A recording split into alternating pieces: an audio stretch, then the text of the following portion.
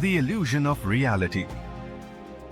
In 1799, a young boy named Caspar Hauser appeared out of nowhere in the streets of Nuremberg, Germany. He could barely speak. He didn't know where he came from.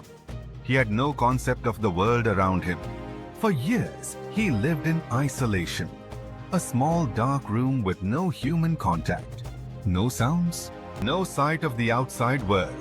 But the moment he stepped into society, everything overwhelmed him. People gave him objects, but he didn't know what they were. They showed him a mirror, but he didn't recognize himself.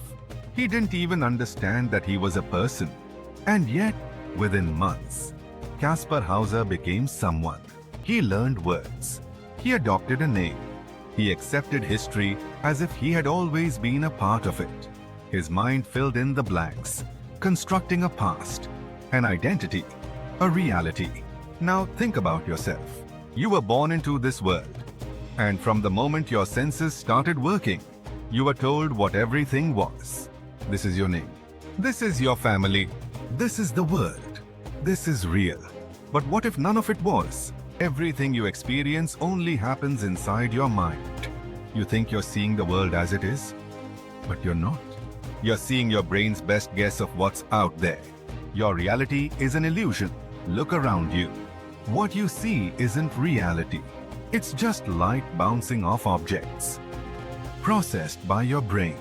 You don't hear actual sounds. You detect vibrations in the air, and your mind translates them. Even your sense of touch is just electrical signals telling your brain something is solid. But here's the strange part. The world you experience isn't happening right now. Your brain takes time to process reality, which means you are always living in the past. Your mind fills in the blanks, predicting the present based on the past. If your mind creates reality, what's real? Take dreams, for example. Inside a dream, everything feels real. The people, the places, the emotions, even time itself. You believe in it completely. But when you wake up, you realize it was an illusion. So, what makes this moment any different? What if your waking life is just another dream? A long, consistent hallucination built by your mind to keep you functioning. You are not in control. Neuroscience confirms your brain hallucinates reality before you perceive it. Studies show your brain decides what you will do before you consciously make a decision. The thoughts you think you're having, your brain already made them happen before you were even aware of them. That means the you who believes they are in control is just a shadow of something deeper, an echo of decisions already made. The illusion of self. Caspar Hauser built a reality out of nothing because his mind demanded meaning, just like yours does. But if reality is just an illusion, then who are you really? And if none of this is real, what happens when you stop believing in it? Are there any facts? In the late 19th century, philosopher Friedrich Nietzsche wrote something that disturbed many. There are no facts, only interpretations. He wasn't just talking about opinions. He was questioning reality itself. And when you really think about it, he was right. Test it yourself. Right now, try this. Stop thinking. No thoughts, no words, no images. You can't do it. Thoughts arise on their own, without your permission. You didn't summon that random memory. You didn't ask for that thought about dinner. They just happen. So, if you're not choosing your thoughts, then who is? You are a story, not a self. Everything you believe about yourself, every thought that arises, they are not yours. They are the result of conditioning, experiences, things you've been told since childhood. Your mind is a sponge, absorbing everything. But strip all that away. Would you still be you if you were born in another time, in another place, with different parents? Would you still be the same person? Of course not. That means your identity isn't fixed.